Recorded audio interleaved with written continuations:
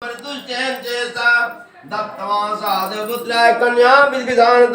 साधु बोले, प्रिय इसके विवाह के समय भगवान का पूजन करूंगा, आप चिंता न, क्योंकि इसके जन्म में छठी वरही में बड़ा धन खर्च हो गया है।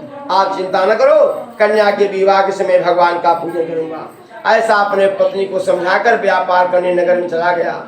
और तदंतर कुछ समय के बाद लड़की प्रतिदिन बढ़ने लगी और बहुत जल्दी ही सयानी हो गई। साधु बनिया जब आया व्यापार से निमित्त होकर अपने घर, देखा कि लड़की विवाह के योग्य हो गई है। दूध को बुलाया और आदेश दिया कि कन्या के लिए सुंदर पति ढूंढ कर ले आओ।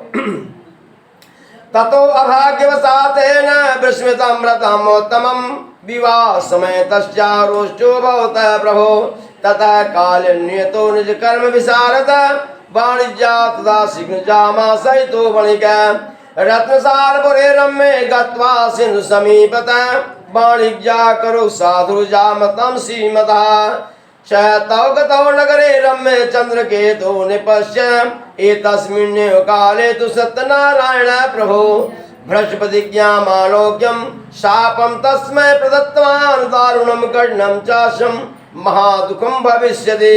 उस समय साधु बनिया दुर्भाग्यवश भगवान का व्रत नहीं किया।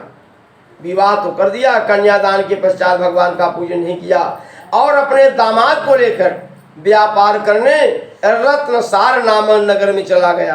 कांचन नामक कलकत्ता, रत्नसार माने बम्बई, पहले कलकत्ता बम्बई में व्यापार होता रहा।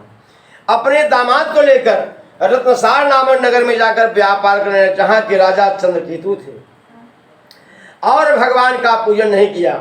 जब व्यापार करने लगा भगवान रुष्ट हो गए। कहा, साधो तुझे बड़ा कठिन दुख को प्राप्त होगा। एकस्मिन् दिवसे राज्ञो धनमादाय तस्कर तत्रैव चागतश्चोरो वणिजो यत्र संस्थितः तस्माद्धावकान् दृष्ट्वा भीतेन चेष्टा धनं सस्यां तत्रैव स तुषिकलक्षितः ततो दूता समाया सज्जनो वणिक दृष्ट्वा निर्धनं द्वाबद्ध्वा नीतो वणिसुतो हर्षेदामानतं प्रसमीपत तस्करो दोषमानितुं विलोक्यं माज्ञा प्रभो राज्ञाज्ञाता शीघ्रं दृढबद्धाताभ अस्थापितो दो महादुर्गे कारागारे विचारद माया सतदेवस्य न सुतम अतर्ष्योधनम राज्ञा गृहीतम चंद्रकेतुना। भगवान ने जब श्राप दे दिया कि साधु तुझे बड़ा कठिन दुख प्राप्त होगा। एक दिन राजा के चोर धन को लेकर जा रहे थे और राजा के सिपाही पीछे से दौड़ रहे थे, जहाँ पर दोनों बनिया विश्राम कर रहे थे। जब चोर वहां पहुंचे तो राजा का धन इन दोनों बनिया के पास रखकर दोनों चोर गायब हो गए, अलक्षित हो गए।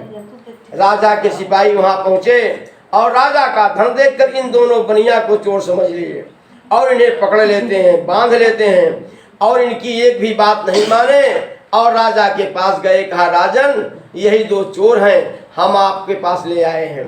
तस्यापान्द्रो घेरे भार्यां चैवा दुखिता चौरेणापितं सर्वं गृह्यचितं धनम् आदिव्याच्यमायुक्तां चतुर्पांसान् दुःखिता अन्नचिन्तां प्राम्भत्वा भ्रमां च गृहे गृहे कलावती तु कन्यां भ्रमां प्रतिवासरम् एकस्मिन् दिवसे यात्रा सुजातं द्विजमन्दिरम् गत्वा नारायणस्य उपविश्यभा मध्ये प्राक्मं पणिता प्रसाद भक्षणं कृत्वा रात्रो गृहं पते। भगवान के श्राप के कारण उन दोनों बनिया को जब जेल हो गई, कारागार में चले गए। उसके घर में जो धन था उसी में चोर उठा ले गए। आदि ब्याज के कारण उसकी स्त्री और कन्या घर घर भिक्षा मांगने लगी। एक दिन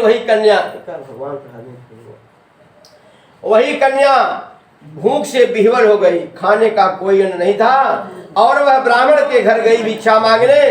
तो देखा कि भगवान की कृपा से सत्यनारायण भगवान की पूजा हो रही थी। कन्या वहीं बैठ गई और वरदान मांगा कि हे भगवान, हमारे पति और हमारे पिता घर आ जाएंगे तो हम आपका पूजन करूंगी। ऐसा मन में संकल्प किया। कन्या वहीं बैठ गई और कुछ रात बीत गई। जब कन्या अपने घर आई प्रसाद लेकर, तब उसकी माता उसे फटकारती है। माता कलावती कन्या कथयामासं प्रेमतः पुत्री रात्रौ कुमते मनसि वर्तते कन्या कलावती मातरम मृदु सत्वरम द्विजाले वृत्तिमा सिद्धमः तच्छुत्वा कन्यकावाकमृतं करतो समुदत सामुद्रादु वणिभार्या सत्यनारायणश्च व्रतं चक्रे सहसाद्विबन्धवे स्वजनैश्च भर्तजामातरो क्षिप्रमालिताशमाभिम् अपराधं च मे भर्तुर्जामान्नारायण प्रभो दर्शयामां सुम्ने